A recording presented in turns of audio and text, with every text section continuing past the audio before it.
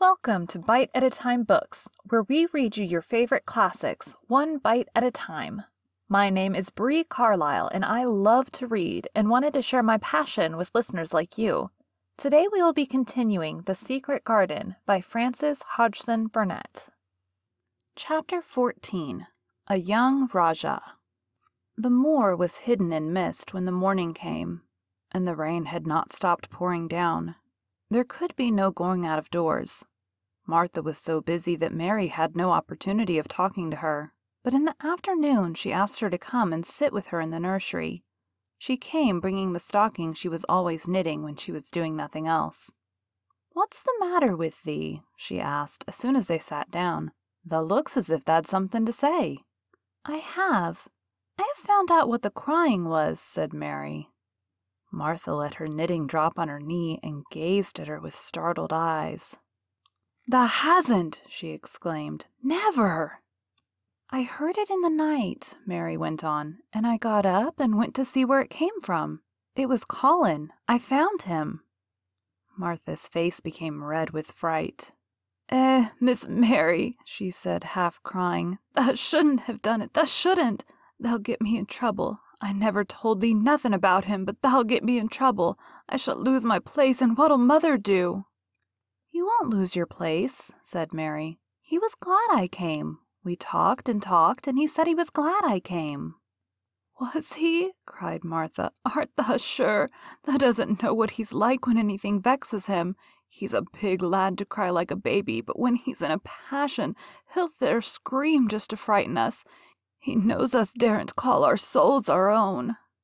"He wasn't vexed," said Mary. "I asked him if I should go away, and he made me stay.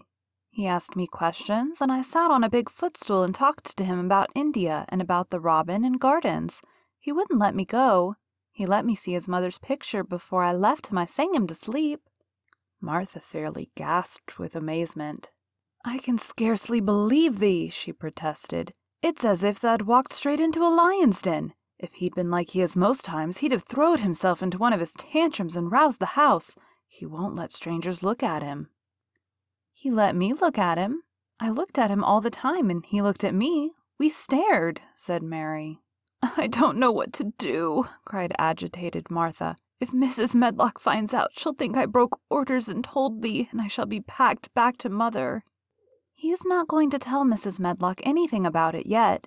It's to be a sort of secret just at first," said Mary firmly. "And he says everybody is obliged to do as he pleases." "Aye, that's true enough, the bad lad," sighed Martha, wiping her forehead with her apron. "He says Mrs. Medlock must, and he wants me to come and talk to him every day. And you are to tell me when he wants me." "Me?" said Martha. "I shall lose my place. I shall for sure." "You can't if you are doing what he wants you to do, and everybody is ordered to obey him," Mary argued. "Does thou mean to say," cried Martha with wide-open eyes, "that he was nice to thee?" "I think he almost liked me," Mary answered. "Then thou must have bewitched him," decided Martha, drawing a long breath.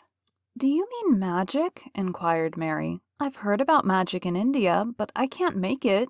I just went into his room, and I was so surprised to see him I stood and stared. And then he turned round and stared at me, and he thought I was a ghost or a dream, and I thought perhaps he was. And it was so queer being there alone together in the middle of the night, not knowing about each other. And we began to ask each other questions. And when I asked him if I must go away, he said I must not." "The world's coming to an end," gasped Martha. "What is the matter with him?" asked Mary. "Nobody knows for sure and certain," said Martha. "Mr. Craven went off his head like when he was born. The doctors thought he'd have to be put in asylum. It was because Mrs. Craven died, like I told you. He wouldn't set eyes on the baby. He just raved and said it'd be another hunchback like him, and it'd better die." "Is Colin a hunchback?" Mary asked. "He didn't look like one." "He isn't yet," said Martha, "but he began all wrong. Mother said that there was enough trouble and raging in the house to set any child wrong. They was afraid his back was weak, and they've always been taking care of it, keeping him lying down and not letting him walk. Once they made him wear a brace, but he fretted so he was downright ill. Then a big doctor came to see him and made him take it off. He talked to the other doctor quite rough, in a polite way. He said there'd been too much medicine and too much letting him have his own way." "I think he's a very spoiled boy," said Mary. "He's the worst young nowt as ever was," said Martha. "I won't say as he hasn't been ill a good bit. He's had coughs and colds that's nearly killed him 2 or 3 times. Once he had rheumatic fever, and once he had typhoid. Mrs. Medlock did get a fright then. He'd been out of his head, and she was talking to the nurse, thinking he didn't know nothing, and she said, 'He'll die this time sure enough, and best thing for him and everybody.' And she looked at him, and there he was with his big eyes open, staring at her as sensible as she was herself. She didn't know what happened, but he just stared at her and says, 'You give me some water and stop talking.'" "Do you think he will die?" asked Mary. "Mother says there's no reason why any child should live that gets no fresh air and doesn't do nothing but lie on his back and read picture books and take medicine. He's weak and hates the trouble of being taken out of doors, and he gets cold so easy he says it makes him ill." Mary sat and looked at the fire. "I wonder," she said slowly, "if it would not do him good to go out into a garden and watch things growing. It did me good." "One of the worst fits he ever had," said Martha, "was one time they took him out where the roses is by the fountain. He'd been reading in a paper about people getting something he called rose cold, and he began to sneeze and said he'd got it, and then the new gardener, as didn't know the rules, passed by and looked at him curious. He threw himself into a passion, and he said he'd looked at him because he was going to be a hunchback. He cried himself into a fever and was ill all night." "If he ever gets angry at me, I'll never go and see him again," said Mary. "He'll have thee if he wants thee," said Martha. "Thou may as well know that at the start." Very soon afterward a bell rang, and she rolled up her knitting. "I dare say the nurse wants me to stay with him a bit," she said. "I hope he's in a good temper." She was out of the room about 10 minutes, and then she came back with a puzzled expression. "Well, thou has bewitched him," she said. "He's up on his sofa with his picture books. He's told the nurse to stay away until 6 o'clock. I'm to wait in the next room. The minute she was gone, he called me to him and says, 'I want Mary Lennox to come and talk to me. And remember, you're not to tell anyone. You'd better go as quick as you can.'" Mary was quite willing to go quickly. She did not want to see Colin as much as she wanted to see Dickon, but she wanted to see him very much. There was a bright fire on the hearth when she entered his room, and in the daylight she saw it was a very beautiful room indeed. There were rich colors in the rugs and hangings and pictures and books on the walls which made it look glowing and comfortable, even in spite of the gray sky and falling rain. Colin looked rather like a picture himself. He was wrapped in a velvet dressing gown and sat against a big brocaded cushion. He had a red spot on each cheek. "Come in," he said. "I've been thinking about you all morning." "I've been thinking about you too," answered Mary. "You don't know how frightened Martha is. She says Mrs. Medlock will think she told me about you, and then she will be sent away." He frowned. "Go and tell her to come here," he said. "She's in the next room." Mary went and brought her back. Poor Martha was shaking in her shoes. Colin was still frowning. "Have you to do what I please, or have you not?" he demanded. "I have to do what you please, sir," Martha faltered, turning quite red. "Has Medlock to do what I please?" "Everybody has, sir," said Martha. "Well, then, if I order you to bring Miss Mary to me, how can Medlock send you away if she finds out?" "Please don't let her, sir," pleaded Martha. "I'll send her away if she dares to say a word about such a thing," said Master Craven grandly. "She wouldn't like that, I can tell you." "Thank you, sir," bobbing a curtsy. "I want to do my duty, sir." "What I want is your duty," said Colin more grandly still. "I'll take care of you. Now go away." When the door closed behind Martha, Colin found Mistress Mary gazing at him as if he had set her wondering. "Why do you look at me like that?" he asked her. "What are you thinking about?" "I'm thinking about 2 things." "What are they? Sit down and tell me." "This is the first one," said Mary, seating herself on the big stool. "Once in India I saw a boy who was a Rajah. He had rubies and emeralds and diamonds stuck all over him. He spoke to his people just as you spoke to Martha. Everybody had to do everything he told them in a minute. I think they would have been killed if they hadn't." "I shall make you tell me about Rajahs presently," he said. "But first, tell me what the second thing was." "I was thinking," said Mary, "how different you are from Dickon." "Who is Dickon?" he said. "What a queer name." She might as well tell him. She thought she could talk about Dickon without mentioning the secret garden. She had liked to hear Martha talk about him. Besides, she longed to talk about him, It would seem to bring him nearer. He is Martha's brother. He is 12 years old, she explained. He is not like anyone else in the world. He can charm foxes and squirrels and birds just as the natives in India charm snakes. He plays a very soft tune on a pipe and they come and listen. There were some big books on a table at his side, and he dragged one suddenly toward him. There is a picture of a snake charmer in this, he exclaimed. Come and look at it. The book was a beautiful one with superb colored illustrations, and he turned to one of them. Can he do that? He asked eagerly. He played on his pipe and they listened, Mary explained, but he doesn't call it magic. He says it's because he lives on the moor so much and he knows their ways. He says he feels sometimes as if he was a bird or a rabbit himself. He likes them so. I think he asked the robin questions. It seemed as if they talked to each other in soft chirps. Colin lay back on his cushion and his eyes grew larger and larger, and the spots on his cheeks burned. Tell me some more about him, he said. He knows all about eggs and nests, Mary went on, and he knows where foxes and badgers and otters live. He keeps them secret so that other boys won't find their holes and frighten them. He knows about everything that grows or lives on the moor. Does he like the moor? Said Colin. How can he when it's such a great, bare, dreary place? It's the most beautiful place, protested Mary. Thousands of lovely things grow on it, and there are thousands of little creatures all busy building nests and making holes and burrows and chippering or singing or squeaking to each other.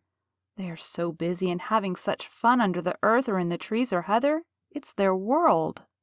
How do you know all that? Said Colin, turning on his elbow to look at her. I have never been there once, really, said Mary, suddenly remembering. I only drove over it in the dark. I thought it was hideous. Martha told me about it first, and then Dickon. When Dickon talks about it, you feel as if you saw things and heard them, and as if you were standing in the heather with the sun shining and the gorse smelling like honey, and all full of bees and butterflies. You never see anything if you are ill, said Colin restlessly. He looked like a person listening to a new sound in the distance and wondering what it was. You can't if you stay in your room, said Mary. I couldn't go on the moor, he said in a resentful tone. Mary was silent for a minute, and then she said something bold. You might. Sometime. He moved as if he were startled. Go on the moor? How could I? I'm going to die. How do you know? Said Mary unsympathetically. She didn't like the way he had of talking about dying. She did not feel very sympathetic. She felt rather as if he almost boasted about it. Oh, I've heard of it since I remember, he answered crossly. They are always whispering about it and thinking I don't notice. They wish I would, too. Mistress Mary felt quite contrary. She pinched her lips together. If they wished I would, she said, I wouldn't. Who wishes you would? The servants, and of course Dr. Craven, because he would get Misselthwaite and be rich instead of poor. He daren't say so, but he always looks cheerful when I am worse. When I had typhoid fever, his face got quite fat. I think my father wishes it too. I don't believe he does, said Mary quite obstinately. That made Colin turn and look at her again. Don't you? He said. And then he lay back on his cushion and was still, as if he were thinking, and there was quite a long silence. Perhaps they were both of them thinking strange things children do not usually think of. I like the grand doctor from London because he made them take the iron thing off, said Mary at last. Did he say you were going to die? No. What did he say? He didn't whisper, Colin answered. Perhaps he knew I hated whispering. I heard him say one thing quite aloud. He said, the lad might live if he would make up his mind to it. Put him in the humor. It sounded as if he were in a temper. I'll tell you who would put you in the humor, perhaps, said Mary, reflecting. She felt as if she would like this thing to be settled one way or the other. I believe Dickon would. He's always talking about live things. He never talks about dead things or things that are ill. He's always looking up in the sky to watch birds flying, or looking down at the earth to see something growing. He has such round blue eyes, and they are so wide open with looking about, and he laughs such a big laugh with his wide mouth, and his cheeks are as red as cherries. She pulled her stool nearer to the sofa, and her expression quite changed at the remembrance of the wide curving mouth and wide open eyes. See here, she said, don't let us talk about dying. I don't like it. Let us talk about living. Let us talk and talk about Dickon, and then we will look at your pictures. It was the best thing she could have said. To talk about Dickon meant to talk about the moor and about the cottage and the 14 people who lived in it on 16 shillings a week, and the children who got fat on the moor grass like the wild ponies, and about Dickon's mother and the skipping rope and the moor with the sun on it, and about pale green points sticking up out of the black sod. And it was all so alive that Mary talked more than she had ever talked before, and Colin both talked and listened as he had never done either before, and they both began to laugh over nothings as children will when they are happy together, and they laughed so that in the end they were making as much noise as if they had been two ordinary, healthy, natural 10-year-old creatures, instead of a hard little unloving girl and a sickly boy who believed that he was going to die. They enjoyed themselves so much that they forgot the pictures and they forgot about the time. They had been laughing quite loudly over Ben Weatherstaff and his robin, and Colin was actually sitting up as if he had forgotten about his weak back when he suddenly remembered something. "Do you know, there is one thing we have never once thought of," he said. "We are cousins." It seemed so queer that they had talked so much and never remembered this simple thing that they laughed more than ever, because they had got into the humor to laugh at anything. And in the midst of the fun, the door opened, and in walked Dr. Craven and Mrs. Medlock. Dr. Craven started in actual alarm, and Mrs. Medlock almost fell back because he had accidentally bumped against her. "Good Lord!" exclaimed poor Mrs. Medlock with her eyes almost starting out of her head. "Good Lord!" "What is this?" said Dr. Craven, coming forward. "What does it mean?" Then Mary was reminded of the boy Rajah again. Colin answered as if neither the doctor's alarm nor Mrs. Medlock's terror were of the slightest consequence. He was as little disturbed or frightened as if an elderly cat and dog had walked into the room. "This is my cousin Mary Lennox," he said. "I asked her to come and talk to me. I like her. She must come and talk to me whenever I send for her." Dr. Craven turned reproachfully to Mrs. Medlock.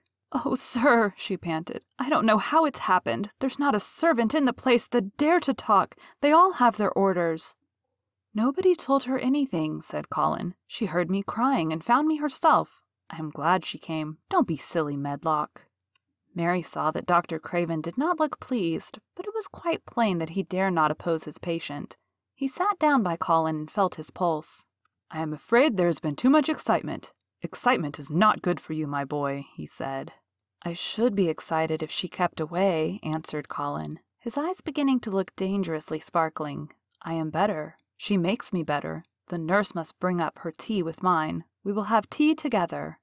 Mrs. Medlock and Dr. Craven looked at each other in a troubled way, but there was evidently nothing to be done. "He does look rather better, sir," ventured Mrs. Medlock, "but," thinking the matter over, "he looked better this morning before she came into the room." "She came into the room last night. She stayed with me a long time. She sang a Hindustani song to me, and it made me go to sleep," said Colin. "I was better when I wakened up. I wanted my breakfast. I want my tea now. Tell nurse, Medlock." Dr. Craven did not stay very long. He talked to the nurse for a few minutes when she came into the room and said a few words of warning to Colin. He must not talk too much. He must not forget that he was ill. He must not forget that he was very easily tired. Mary thought that there seemed to be a number of uncomfortable things he was not to forget. Colin looked fretful and kept his strange black-lashed eyes fixed on Dr. Craven's face. "I want to forget it," he said at last. "She makes me forget it. That is why I want her." Dr. Craven did not look happy when he left the room. He gave a puzzled glance at the little girl sitting on the large stool. She had become a stiff, silent child again as soon as he entered, and he could not see what the attraction was. The boy actually did look brighter, however, and he sighed rather heavily as he went down the corridor. "They are always wanting me to eat things when I don't want to," said Colin, as the nurse brought in the tea and put it on the table by the sofa. "Now, if you'll eat, I will. Those muffins look nice and hot. Tell me about Rajah's." Thank you for joining Bite at a Time Books today, while we read a bite of one of your favorite classics. If you enjoyed today's bite, please drop us a review on your favorite podcast platform. Also, be sure to check us on our website, www.biteatatimebooks.com, or all the social media at Bite at a Time Books. Again, my name is Bree Carlile, and I hope you come back tomorrow while we take the next bite of The Secret Garden.